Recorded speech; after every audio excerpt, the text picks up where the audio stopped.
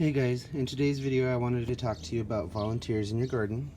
No, there's not a group of people willing to go help you make your yard beautiful. I was actually talking with some friends one day and I mentioned volunteers in my garden and they looked at me like, where do you sign up? I want someone to come help me. So I feel I have to clarify that. A volunteer in your garden is basically something that grew from seed without you planting it. Here I have some Rose of Sharon hardy hibiscus volunteers. You can see I have one potted up already. Here's another 3 in a flower bed here and another 2 behind me. When they do come from seed, you never know what color they're going to be or if they're going to be single or double flower or semi-double. It all depends on luck of the draw, I guess. You can end up with white with red, pink, what they call blue or purple, and I've had one that almost looks like a swirl. It's kind of weird. I've never seen a Rose of Sharon like that. I think in the heat the darker color from the center bleeds out and stains the petals, but it's still pretty. Now I usually let mine go for a year or two. There is another way you can get volunteers in your yard. Either squirrels or birds or anything that comes in either drops the seed or buries it, or if fruit falls somehow you can usually get a plant like that. Usually for me it's around the base of things that I don't get to prune in time, that they set seed and I have to dig them out later, or under my trees that the birds like to perch in. They will do their business, and I've got a couple things popping up in my yard that I don't even have and a few of my neighbors don't have, so that bird must have traveled pretty far.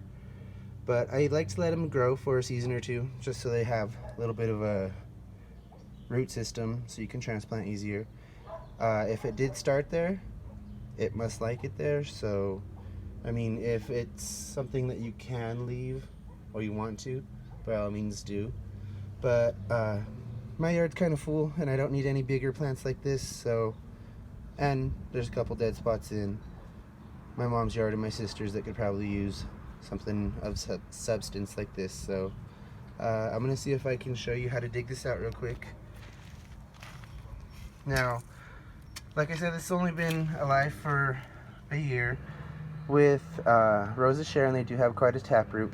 That's one thing you want to keep in mind, is always Google. They will tell you if it's possible, if it's worthwhile. There are some things that if you even try to dig up and you hit a root, you're going to kill it. So try and get as much roots as possible. Now when transplanting, like I am here, most things will try to mirror the roots on the bottom as what the foliage looks on top. So think of that little tree right there being mirrored underneath. So we'd probably have about 1.5 feet of root, and I'd say about 4 to 6 inches around. So we want to see if we can get at least that. With Rose of Sharon, I mean, with anything, it's best to get the most roots you can, but with these, if you don't, they'll still probably make it. And you can see I'm not even going to go all the way around like I should. I guess I should, just to show you. Just push a shovel in around the desired object of removal. And you can see I'm going further than the drip line. It's a good idea so you don't get the end of the roots. The end of the roots, where it comes to a point, that's where it gets most of its nutrients and where it drinks from. The rest of the root, although it does provide some nourishment, it's getting the main food and nutrition, water from the tip. So if you can keep that intact, you'd have less chance of a shock. Now I use starter fertilizer, which helps with root development anyway, so I'm not too worried. You can see I lifted out pretty easy there. And if you can, just leave a root ball intact like that and move it to its new place. If you don't have the time or space, try and get as much native soil off as possible and pot it up.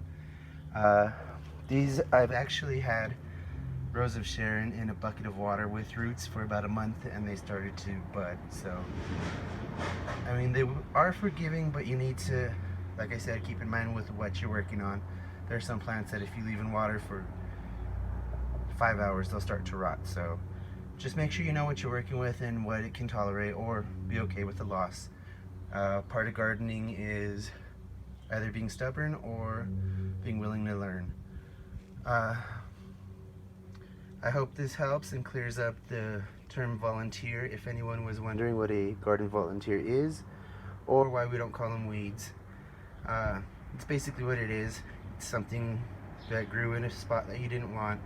Now remember, everything that is here is a weed to someone. Someone's tired of it and wants to cut it out and wants it gone from their yard, and someone else can't grow it or doesn't see it on the regular and needs that to finish off their collection. So everything does have its purpose and everything is special in its own way. So just keep that in mind. If you don't want it or you don't need it, you could always pot it up and ask someone, or possibly trade for another cutting or a small start and get some variety in your yard without having to pay.